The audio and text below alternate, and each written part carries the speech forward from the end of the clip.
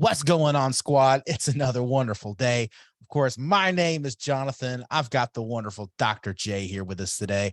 What's going on, man? What's the What's word up? on the street? Look, man, things in the street are going good. I have sold my house and I'm moving. I was about to say move out of the suburbs. That's not true. I'm moving about 15 miles south. But check this out, man. So I sold this house that we live in because we had a lot of equity and the housing market starting to tip. So I knew I wanted to get out now. So we sold out, taking my cash and then buying a house that is a berm house. Do you know what a berm house is? What's a berm house? It's also like some people call it an earth berm house or whatever. So this house that I'm fixing to move into, it is, you were talking about minimalism on one of the previous episodes, but this house is actually built into the side of a hill. So like if you look at it from the backside, all you see, it looks like there's ground and then a roof right up above the ground. And then if you walk around the other side, it's, the hill dies down and you can walk in the front door, but the house is buried on three sides of it with a wood heating stove in the center. So it is like crazy fuel efficient. Like right now, outside temperatures this afternoon here were around 87 degrees. It's in October when we're recording this. And the inside of my house never left 69. Yeah. Amen. Yeah. So pretty exciting. And I've lived in a subdivision for a long time, so you'll appreciate this. I have a whole 2 acres. Yeah, moving to the big properties.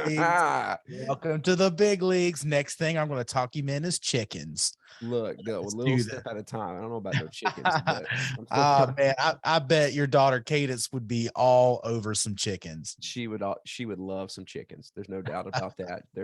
But we got a baby on the way, so let's take it easy, one Take step it at down a a time, notch. man. Heard that. All right, so what do you got for us today, man? Look, I want to talk about the top 3 lessons that all of us can learn from Chick-fil-A. So here's the thing.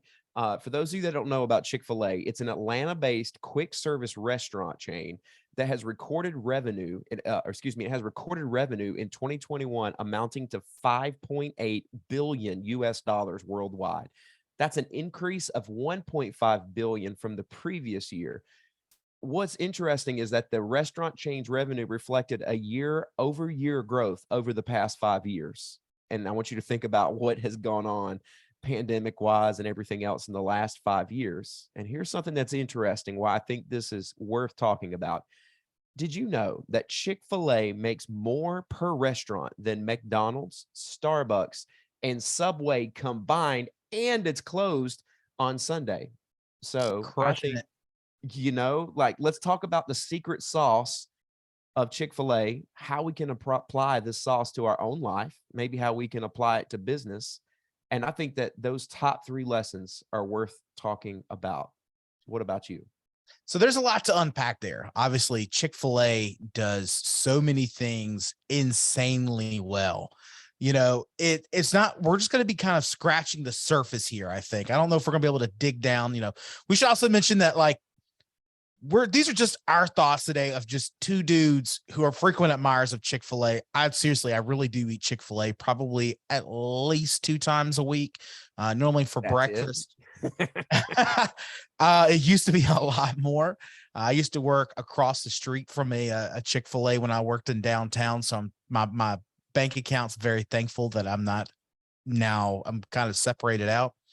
But to kind of take what we say with a grain of salt. Then again, perhaps our thoughts as 2 customers of Chick-fil-A are exactly what makes these points important. I think that's kind of something to take into perspective there as well. Well, I think there's a lot to unpack here. So let's go through and discuss some key takeaways from the Chick-fil-A business model that we can both apply to our businesses and our family life. And I'll kick it off. Here's idea number 1. Chick-fil-A knows what it sells, and it isn't chicken. And so Yes. the idea is know your product. And here's the interesting thing. So I once asked a corporate executive here in Atlanta how they are able to charge such a high price for the chicken sandwiches. And to my surprise, they informed me that chicken is not even the product they sell. And I looked at them like, are you smoking something? Like, what are you talking about? It's Chick-fil-A. That's all you sell. You don't have hamburgers. You don't have hot dogs. You sell one thing, and it's chicken. But what he said was interesting. He looked at me square in the eye and he smiled and he says, "Oh, you don't get it. See, we sell customer service. And that's why we have so many employees on the clock. We have people who personally walk that chicken to your car. They greet you in the drive-through. We have folks that will even walk it out to you in the car line. And don't forget our slogan, because when you say thank you, we say, do you know? It was my pleasure. That's right. It was my pleasure. I hear it He every other said, day, man. It's you my know, pleasure. that's it. He said, when you come to Chick-fil-A, you're not paying for chicken. You're paying for an experience based on customer service. So the high quality chicken you receive is just a bonus gift. It's just a reflection of the product. We sell customer service, and a part of that customer service is high quality chicken. So as it relates to business, I would say people need to think about, do you know exactly what you are selling? Is it a product or is it an experience? Are you selling something that's premium or economy? And I bet that this could apply to family and personal life. What do you think? So I think a lot of it comes down to, when we talk about knowing your product, it's also about knowing yourself and what you have to offer. Are you able to, what are you really about?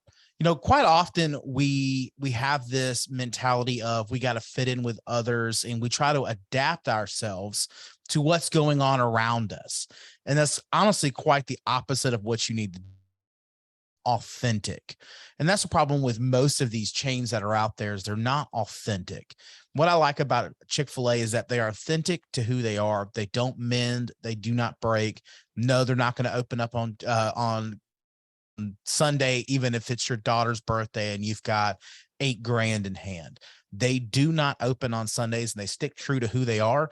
That's their brand. That's what they represent. And you've got to be the exact same way, whether it's in your personal business or in your personal life. You need to be authentic to who you are, what your values are, and what's important to you. Yeah, I think that's huge. Let's go with idea number 2.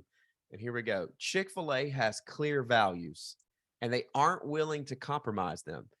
People aren't just buying Chick-fil-A. I would argue that they are buying those values. And Yep. so idea number 2 is know your values. You alluded to this a second ago, and we kind of talked about this, and that's that Chick-fil-A is closed on Sunday. Truett Cathy was a devout Christian, an unapologetic Christian, especially in his day and still today, where Christian values, a lot of people say religion doesn't have a place in the workplace, but Truett Cathy was unashamed of his views. And Christian values are a huge part of the Chick-fil-A brand. They are publicly vocal about these values. In fact, there's probably people listening today that don't eat at Chick-fil-A because of the fact that they are so vocal about their values, but Chick-fil-A doesn't care.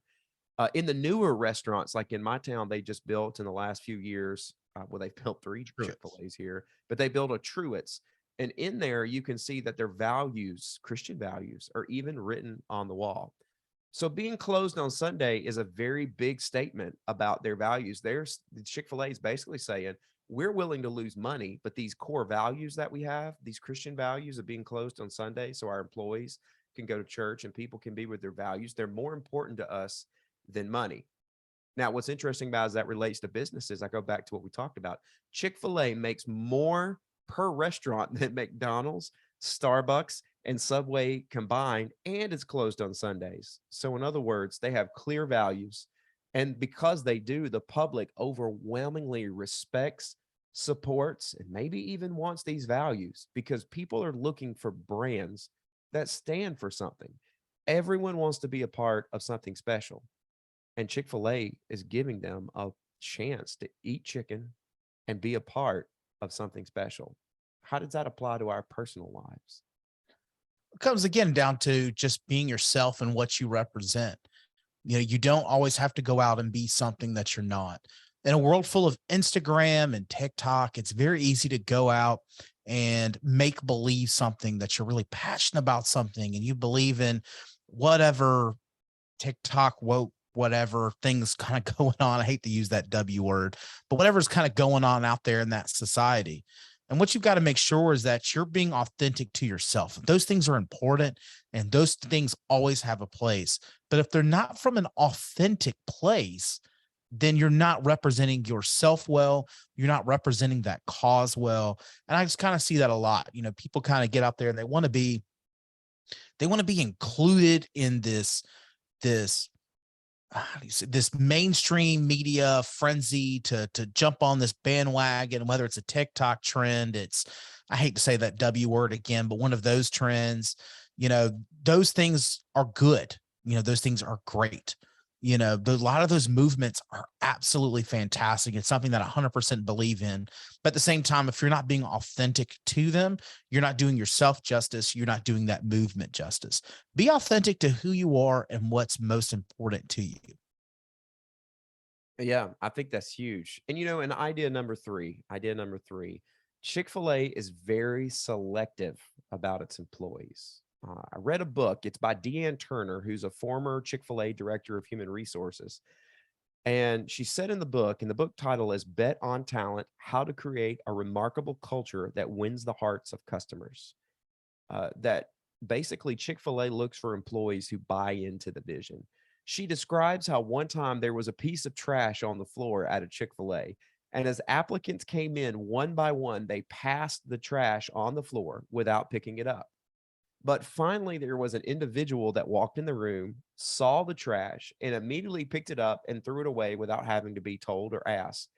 And this was an employee, or basically they knew that this potentially could be a future employee who cared enough about the brand that when a small problem presented itself, they solved the problem, even if they weren't going to get any credit and even if they didn't know anyone is watching. In fact, it's said that that story may even be about Truett Cathy himself, the founder of Chick-fil-A, because he was known for walking into any of his Chick-fil-A's and not being scared to put on an apron and get in the game. He could be, I seen some pictures of Truett Cathy in a suit and a tie with an apron on back there in the kitchen making chicken Yeah. sandwiches. Talk about You know, somebody who has some respect from his team. yeah. I mean, and the idea here is to be selective who you hire and surround yourself with. Every single individual is not just an employee, but a brand ambassador. So when you're hiring, look for individuals who share your values. And for the record, this doesn't just apply to business. I know this as a coach. One of the things that I do, thanks to Deanne Turner, is when we do within the marching band, we'll do section leader or student leadership auditions. And they'll come out of the room one by one, and there's an interview. But I purposely put a piece of trash on the floor that every single one of them has to walk past. And I sit there and look to see who will see that when they come in and they'll pick it up, not because they know anyone's watching, but because they know it's the right thing to do. And they care enough about their school and they care enough about the organization that they want it to be clean. And I that's something that Deanne Turner talked about, that to this day, when I walk into my school as a school teacher, if I see something on the ground, I pick it up because I care enough about the school. But how does this apply to personal and family life? So kind of a side story before I get into that is that when I was interviewing in for a couple of the country clubs, I was brought in to basically what we call stage, but work beside the executive chef there of that place. I was looking to be the executive sous chef, so just under the executive chef, and purposely brought me up to the line. And then I was supposed to be kind of hanging out with them, kind of seeing how dinner service works and how's the vibe for dinner. And I just started working. And, again, I can't just sit there and watch somebody work on a line. I'm a consultant now, and I will still, I'll help somebody plate something when I've been visiting with an owner. I've been known to hop back there, run food, whatever needs to be done. Again, I say that I technically work for the distributor, but I always say I work for them as well. I'm an extension of them. They're part of my family. So it's very interesting to see how he did that, because I know that's been done to me in kind of little different ways. And, I had my own little ways that when I had cooks coming in to work on my lines, I always had little tricks that I always did as well, where I would either have them wait for me up front for a couple minutes and I just kind of let them sit there for a second. And then I'd go and greet them. And then I would almost speed walk to that next table or wherever we're going to sit. And I would speed walk. I want to know that they got some pace, that they're going to keep up with me. That was kind of my little thing. But with the idea number 3, when we're talking about selecting these employees, we're also talking about selecting our inner circle and our community that's around us. What we're talking about is, are the people around you, are they benefiting you emotionally, spiritually, physically? What benefits are they providing around you? Are they meeting the same moral compass that you are? Are y'all driving in the same direction using, the same roadmap? Or do you have someone who's kind of bringing it askew? And it's really tough. I've had some friends in my past that I loved hanging out with these dudes. These guys were awesome. It was lots of fun. It was always just goofing off. But at the same time, we didn't necessarily have the same moral compass. They wanted to go in this direction. I needed to go in this direction. And there's nothing against the people that are over here. And I wish them well. I hope they win the Mega Millions. I hope nothing but success and love and happiness and everything that goes on over there. But at the same time, that was not the same moral compass that I was willing to operate. And my world now, especially now that I have left the executive chef world and now kind of entered into the distributors executive chef world, is finding people around me that are in that community that are moving in the same direction that I am. Yeah, I think that's huge. So look, let's just recap. So here are the three things that we can all learn from Chick-fil-A. And we talked briefly today about how they apply to our business and our personal lives and family. Number one is know your product, know who you are. Number two, know your values or know what you stand for. Number three, be selective about who you invite into your business, or be selective about the community that surrounds your family.